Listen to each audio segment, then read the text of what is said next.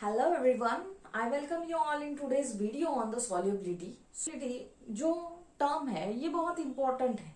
हम यूज करते हैं कि this substance is soluble in that, this solute is soluble in solvent. तो ये सॉल्युबिलिटी क्या होता है और उसमें भी हम यूज करते हैं कि very soluble, freely soluble, sparingly soluble, slightly soluble, practically insoluble. So ये टर्म्स क्या होती है इसके बारे में हम आज के वीडियो में देखेंगे. Before starting the core topic of the video we will see the definition of solubility. Solubility means what? We can say it is the ability of solute to dissolve in the solvent. Solubility is the ability of substance or solute to dissolve in solvent. Solvents particularly we can say the water. और एखादा जो substance है उसकी कितनी strength है, कितनी ability है कि वो एक सॉल्वेंट में सॉल्युबल होता है और डिसॉल्व होता है. It means that solubility is the ability of substance to dissolve specially in the water और we can see ability of solute to dissolve in the solvent. So ये जो एबिलिटी है यही क्या होती है? सॉल्युबिलिटी ही. जो स्ट्रेंथ होती है एक आधे सब्सटेंस की, जो पावर होती है कि जिसकी वजह से वो एक सॉल्वेंट में डिसॉल्व होता है, तो इसी को ही क्या बोलते हैं? सॉल्युबिलिटी. सॉल्युबिलिटी में भी बहुत सारे टर्म्स होते हैं कि सॉल्युबल, कुछ कभी कभी हम सॉल्युबल यूज करते हैं, कभी कभी वेरी सॉल्युबल यूज करते हैं, स्पैरिंगली सॉल्युबल यूज करते हैं, देन वेरी स्लाइटली सॉल्युबल ये भी टर्म यूज करते हैं, वेरी स्लाइटली सॉल्युबल ये भी टर्म यूज करते हैं. तो एंड कभी कभी एक आधा सब्सटेंस एक सॉल्वेंट में डिसॉल्व ही नहीं होता है, तो उस कंडीशन में हमें कौन सी टर्म यूज करनी होती है ये भी हम इस वीडियो में सीखेंगे. इन ब्रीफ अगर हम देखेंगे तो every drug to show its effect on the body it must be soluble in body fluid, है ना. ड्रग को अगर फार्माकोलॉजिकल इफेक्ट दिखाना है, हमें डिजायर थेरापेटिक इफेक्ट चाहिए, तो वो जो ड्रग हम लेते हैं वो हमारी बॉडी फ्लूइड में सॉल्युबल होना चाहिए. Unless and until it gets soluble in body fluid, it can't show its effect. So, desire for therapeutic effect कब मिलेगा हमें ड्रग का? जब वो ड्रग हमारी बॉडी फ्लूइड में यानी ब्लड में सॉल्युबल रहेंगी, then it will show its therapeutic effect. So, drug की सॉल्युबिलिटी हम कब, ड्रग की सॉल्युबिलिटी अचीव करने के लिए हमें ये पता होना चाहिए कि जो ड्रग हम यूज कर रहे हैं फॉर्मुलेशन में वो किस में सॉल्युबल है, कौन से सॉल्वेंट में सॉल्युबल है. So that these are terms we use कि on that base we analyze कि पर्टिकुलर ड्रग जो है, सब्सटेंस जो है वो सॉल्युबल है, कम सॉल्युबल है, ज्यादा सॉल्युबल है या सॉल्युबल नहीं है. तो ये इसलिए ये टर्म्स दी गई है. On that base we can analyse कि कितना सॉल्वेंट हमें उस सॉल्यूट को डिसॉल्व करने के लिए लगने वाला है. ठीक है, तो इसीलिए ये कुछ टर्म्स दी है, डिस्क्रिप्टिव टर्म्स, जो कि हम सॉल्युबिलिटी के लिए यूज करते हैं. So these are the some descriptive terms which we used to describe the solubility, like describe the solubility of particular substance or any substance, or we can say drug कि drug is very soluble, freely soluble. तो कौन सी term हमें कब use करनी होती है, इसके लिए हमें ये पता होना चाहिए कि कितना सॉल्वेंट उस सोल्यूट को डिसॉल्व करने के लिए लगने वाला है. ठीक है, तो आज के इस वीडियो में हम यही देखने वाले हैं कि 1 ग्राम ऑफ सोल्यूट को डिसॉल्व होने के लिए हमें कितना ml ऑफ सॉल्वेंट लगने वाला है. दैट बेसिस हमें सॉल्युबिलिटी के लिए कौन सी टर्म यूज करनी है ये आप आज की वीडियो में सीखेंगे. Here some descriptive terms which we use for the solubility, and these are the approximate volume of solvent in ml पर. तो आप ऐसे भी कह सकते हैं कि part of solvent required to dissolve 1 part of solute, यानी एक पार्ट सोल्यूट डिसॉल्व होने के लिए हमें सॉल्वेंट के कितने पार्ट्स लगने वाले हैं कि इस पे ही हमें वो सब्सटेंस सॉल्युबल है, फ्रीली सॉल्युबल है, वेरी सॉल्युबल है, स्लाइटली सॉल्युबल है उस सॉल्वेंट में, ये हम सकते हैं। ठीक है, तो यू कैन से कि approximate volume of solvent in ml पर ग्राम ऑफ सोल्यूट। एक ग्राम सोल्यूट डिजोल्व करने के लिए कितने ml ऑफ सॉल्वेंट यूज होने वाला है, कि जिस बेस पे हम उसको कहेंगे कि दिस सब्सटेंस और solute is very soluble in that solvent, slightly soluble in that solvent, very slightly soluble in that solvent, practically insoluble in that solvent. ठीक है, सो here are some descriptive terms and here approximate ml of solvent, approximate यानी not fix कि इस range में हो सकता है, इसलिए approximate दिया है। ठीक है, approximate volume of solvent in ml to dissolve 1 gram of solute or parts of solvent required to dissolve 1 part of solute। See, first term जो है very soluble, हम अगर एक आधा सब्सटेंस है, सोल्यूट है, तो उसको हम वेरी सोल्यूबल कब कहेंगे, कि this substance is very soluble in that solvent. अगर 1 ml ऑफ सॉल्वेंट यूज होता है 1 ग्राम ऑफ सोल्यूट डिजोल्व होने के लिए, और 1 पार्ट ऑफ सॉल्वेंट अगर हमें लगता है to dissolve 1 part of solute, इसमें हम सोल्यूट की क्वांटिटी फिक्स रख रहे हैं। सोल्यूट की कौन सी क्वांटिटी, 1 पार्ट सोल्यूट का एक पार्ट हम फिक्स रख रहे हैं, जैसे कि 1 ग्राम हम इधर फिक्स यानी कि we are fix the quantity of solute required to dissolve quantity of solute we are so here हम एक क्वांटिटी फिक्स रख रहे हैं। We 1 part of solute is fix, variable is solvent quantity. एक पार्ट हमने fix रखा है, एक पार्ट वेरिएबल है। इस सब्सटेंस सोल्यूबल होने के लिए, वो सोल्यूट सोल्यूबल होने के लिए सॉल्वेंट हमें कितना लग रहा है, उसी बेस पे ये टर्म है। इसीलिए हम क्या कर रहे हैं, इधर we are going to fix quantity of solute कि 1 ग्राम और 1 part of solute is a fix. Now variable और changing quantity is solvent quantity. So 1 gram of solute और 1 पार्ट ऑफ सोल्यूट डिजोल्व होने के लिए हमें सॉल्वेंट कितना use और सॉल्वेंट कितना लगने वाला है, उसी बेस पे तो ये टर्म है। ठीक है, substance very soluble in that solvent ऐसा कब कहेंगे, जब 1 पार्ट और 1 gram of solute required less than 1 part of solvent or less than 1 ml of solvent, then we can say कि that substance is very soluble or that solute is very soluble in that solvent।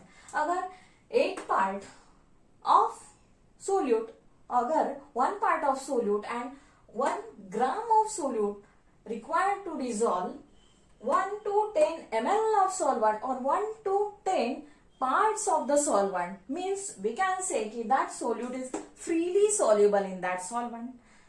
If we require to dissolve 10 to 30 ml of solvent for 1 part of solute or 1 gram of solute, just 1 gram और 1 part solute dissolve करने के लिए अगर हमें 10 to 30 parts of solvent यानी ज्यादा amount में अगर सॉल्वेंट लग रहा है, एक part solute and 10 to 30 parts of the solvent, तो हम उसे कहेंगे कि that solute is soluble in that solvent.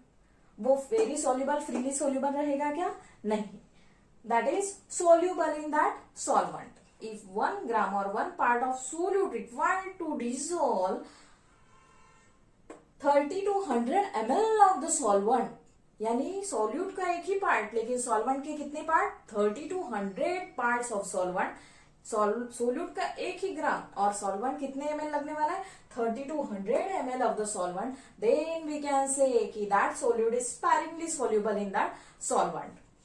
If to dissolve 1 part or 1 gram of solute, we required 100 to 1000 parts of solvent, or 1 gram of solute we required 100 to 1000 ml of solvent, तो हम उसे क्या कहेंगे, उसे हम कहेंगे that solute is slightly soluble in that solvent।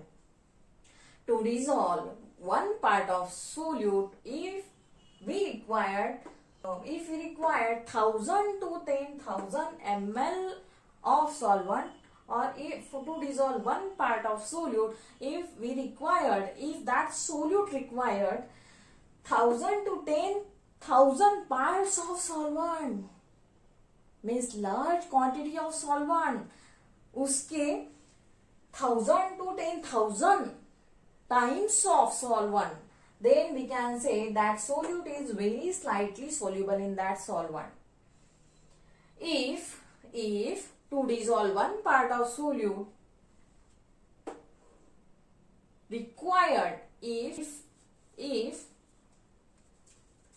greater than 1000 ml, greater than 10,000 ml of solvent required to dissolve just 1 gram of solute, or to dissolve, or we can say greater than 10,000 ml of solvent required to dissolve just 1 gram of solute, it means we cleared about the solute is practically insoluble in that solvent. We can clearly say, because just 8 part solute का है, just 8 part solute का है and 10,000 से भी ज्यादा part solvent के हैं, तभी भी वो सोल्यूट उसमें सोल्यूबल नहीं हो रहा है. हमें वो as it is particulate form में और जैसा उसका स्ट्रक्चर है उसी फॉर्म में अगर उस सॉल्वेंट में दिखता है तो we are very clear about that solute कि इट इज प्रैक्टिकली इनसॉल्यूबल. हम तभी उसे कहेंगे, हम तब उसे क्लियरली और वेरी क्लियरली कह सकते हैं कि that solute is practically insoluble in that solvent. Understand that way also कि for one part of the solute we require that much part of the solvent. Here हम पार्ट्स ऑफ सोल्यूट फिक्स रख रहे हैं, solvent जो है variable रख रहे हैं. और आप ऐसे you can understand that way also कि 1 ग्राम ऑफ सोल्यूट डिसॉल्व करने के लिए हमें कितने ml सॉल्वेंट लग रहा है. ठीक है, यहां भी 1 ग्राम सोल्यूट का फिक्स है, सॉल्वेंट का क्या है, वेरिएबल है. ठीक है, तो आप कैसा भी ध्यान रखो. जस्ट सो इस तरह से सोल्यूबिलिटी टर्म्स दी गई है. हम शॉर्टली देखेंगे. सो अगेन हम ब्रीफली देखेंगे कि the term very soluble means what, if one part of solute required to dissolve less than 1 part of the solvent. Freely soluble यानी 1 part of solute required to dissolve 1 to 10 parts of solvent, इतने types of solvent. Soluble यानी to dissolve 1 part of solute, if we require 10 to 30 parts of solvent, तब वो क्या कहलाएगा, soluble. वो solute जो है soluble है. Sparingly soluble कब यूज करेंगे हम, जब 1 पार्ट ऑफ सोल्यूट डिसॉल्व होने के लिए 30 to 100 पार्ट्स ऑफ सॉल्वेंट लग रहा है तो हम कहेंगे कि that solute is spirally soluble in that solvent. Slightly soluble यानी 1 पार्ट ऑफ सोल्यूट डिसॉल्व होने के लिए 100 to 1000 पार्ट ऑफ सॉल्वेंट लग रहा है, तब हम कहेंगे कि it is slightly soluble. Very slightly यानी 1 पार्ट ऑफ सोल्यूट डिसॉल्व होने के लिए 1000 to 10,000 पार्ट्स ऑफ सॉल्वेंट जब यूज हो रहा है तो हम कहेंगे that solute is very slightly soluble in that solvent. Practically insoluble हम कब कहेंगे, एखादा सब्सटेंस सोल्यूबल नहीं है, इनसोल्यूबल नहीं है, ऐसा हम कब कहेंगे, जब 1 पार्ट ऑफ सोल्यूट डिसॉल्व होने के लिए greater than 10,000 parts of solvent लग रहा है, ज्यादा क्वांटिटी में 10,000 टाइम्स ऑफ सॉल्वेंट उसके लग रहा है to dissolve just 1 part of the solute, तब हम क्लियरली ये कह सकते हैं, नो डाउट ये कह सकते हैं कि that solute is practically insoluble in that solvent. ठीक है, तो इस तरह से ये सब सॉल्युबिलिटी टर्म्स हैं. ठीक है, तो जीपैट में भी जो भी फार्मेसी के एंट्रेंस है, जीपैट भी है जिसमें इस पे क्वेश्चन रहते ही है. तो आज का ये टॉपिक इस तरह से बहुत ही इंपॉर्टेंट था. आप शॉर्टली एक ट्रिक में भी ये ध्यान में रख सकते हो, like very soluble, freely soluble, soluble. क्या है, एक बिट बना लो कि very soluble, freely soluble, soluble, then sparingly soluble, slightly soluble, very slightly soluble and practically insoluble. ठीक है, कैसा, very soluble, freely soluble, soluble, VFS, SSV, पहले क्या है, VFS, then SSV, very soluble, freely soluble, soluble, sparingly soluble, slightly soluble, very slightly soluble and solubility soluble ही नहीं हो रहा है तो क्या यूज करेंगे हम, प्रैक्टिकली इनसोल्यूबल. ठीक है, एंड यहां कैसे याद करेंगे हम, वेरी सोल्यूबल यानी लेस देन 1, फ्रीली सोल्यूबल यानी 1 to 10. ठीक है, सोल्यूबल यानी फिर से 10 यहां आ गया, 10 to 30। देन स्पैरिंगली सोल्यूबल यानी 30 to 100। स्लाइटली सोल्यूबल यानी ये जो 100 है ये यहां आ गया, 100 to 1000। देन स्लाइटली सोल्यूबल यानी ये यहाँ जो 1000 था ये यहाँ आ गया, 1000 to 10,000। Then very slightly soluble यानी 10,000 to ग्रेटर देन 10,000। तो किस तरह से याद करना है? Again see, very soluble, freely soluble, soluble, sparingly soluble, slightly soluble, very slightly soluble, practically soluble, less than 1, 1 to 10, 10 to 30, 30 to 100, 100 to 1000, 1000 to 10,000 and again more than 10,000। जो last में term है वो पहले, इस तरह से आप इसको रिकॉल कर सकते हो। ठीक है, very soluble, very soluble less than 1, freely soluble 1 to 10, soluble 10 to 30, sparingly soluble 30 to 100, slightly soluble 100 to 1000, very slightly soluble 1000 to 10,000 and practically insoluble more than 10,000। ठीक है, तो इस तरह से ये सोल्यूबिलिटी टर्म्स बहुत ही इंपॉर्टेंट है और एज ए स्टूडेंट हमें ये जो टर्म्स है ये हम क्या होती है ये पता होनी चाहिए टू परफॉर्म प्रैक्टिकल्स, है ना। प्रैक्टिकल में हमेशा ऐसे टर्म्स यूज होती है, तो प्रैक्टिकल में भी हमें पता होनी चाहिए कि इसका मीनिंग क्या है। ठीक है, तो इसलिए आज का सेशन बहुत ही इंपॉर्टेंट था। इस इंपॉर्टेंट फार्मेसी में एक ये है कि ड्रग तभी उसका therapeutic effect, pharmacological effect show करेगी जब वो सोल्यूबल रहेगी in body fluid, GI fluid as well as in systemic circulation. ठीक है, तो depend on the solubility formulation है। फॉर्मुलेशन जिस टाइप का आप यूज करोगे वो इम्पैक्ट करता है सोल्यूबिलिटी पे। जैसे कि अगर आप टैबलेट ले रहे हो तो टैबलेट में जो ड्रग है उसको सोल्यूबल होने के लिए टाइम लगेगा। आप कैप्सूल यूज करोगे तो जो ड्रग है उसको सोल्यूबल टैबलेट से कंपेयर जल्दी होगा। इमल्शन, सस्पेंशन इस टाइप के फॉर्मुलेशन है तो उसमें भी सोल्यूबिलिटी वेरिएबल रहेगी। सॉल्यूशन में पहले ही ड्रग सोल्यूबल रहेगा। इमल्शन, सस्पेंशन के ड्रग को एज कंपेयर टू सॉल्यूशन थोड़ा टाइम लगेगा। देन पैरेंट्रल अगर है तो पैरेंट्रल इंजेक्टेबल प्रिपरेशन में हम क्या करते हैं कि डायरेक्टली इनटू ब्लड स्ट्रीम में ड्रग इंकॉर्पोरेट करते हैं और इंजेक्ट करते हैं, तो वो क्या होगी, वो डायरेक्टली ब्लड में जाएंगी और सोल्यूबल जाएंगी और वो सोल्यूबल होगी। तो इस तरह से जो है ये सोल्यूबिलिटी टर्म प्रैक्टिकल में बहुत इंपॉर्टेंट है, फॉर्मुलेशन में इंपॉर्टेंट है, कोलॉजी में इंपॉर्टेंट है। ठीक है, तो कोलॉजी में इंपॉर्टेंट है। इसी बेस पे जो है हमारे फॉर्मुलेशंस भी रहते हैं। ठीक है, तो आज का वीडियो अगर अच्छा लगा तो do not forget to like, share and subscribe this channel to get notification for more updated video. Thanks for watching.